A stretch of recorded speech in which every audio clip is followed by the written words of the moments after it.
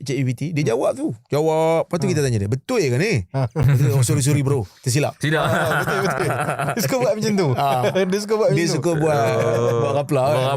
Kalau ada bidang selain daripada bidang agama yang doktor nak promosi dan nak suruh anak muda untuk belajar bidang tu, bidang apa tu?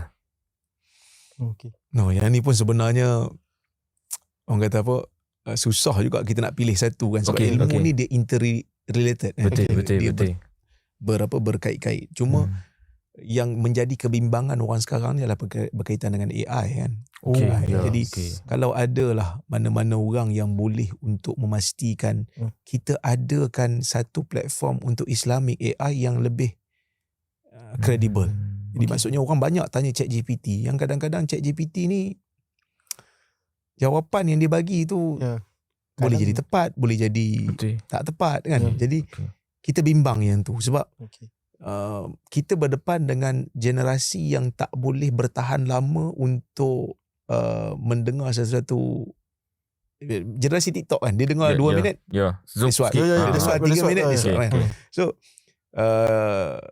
ketekunan tu dah jadi, duration dia tu dah jadi pendek kan. Jadi sekarang ni dia orang nak AI je kan, cepat cakap panjang tu tak apa lah kan. Kita rasa macam kena ada lah benda tu kan. Kami usaha diperoleh untuk AI kan fatwa ni boleh, kita tengah usaha sekarang ni. Tapi kalau ada anak-anak muda yang nak masuk dalam bidang ni dan cuba fikirkan bagaimana cara AI ni dapat memberi khidmat kepada ilmu Islam, kan, sangat baik.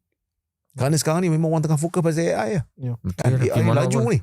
Sebab kadang-kadang dia pun, kita pun terkejut juga dengan advance AI kan. Tapi ada juga salah. Semalam saya tanya soalan. Kita tanya soalan dekat ChatGPT, dia jawab tu. Lepas tu kita tanya dia, betul ke ni? Oh, sorry bro, tersilap. Tidak. Betul. Dia suka buat macam tu. Dia suka buat rapla. Mula-mula dia jawab tu dengan yakin je. Panjang lah tu. Bila kita verify balik, dia berkata sorry bro salah. Macam manusia dia tu kan. Jadi itu benda yang kalau boleh kita explore lah. Dan tak ramai lagi yang masuk dalam bidang ni. Kena explore. Okay. Atas keperluan semasa.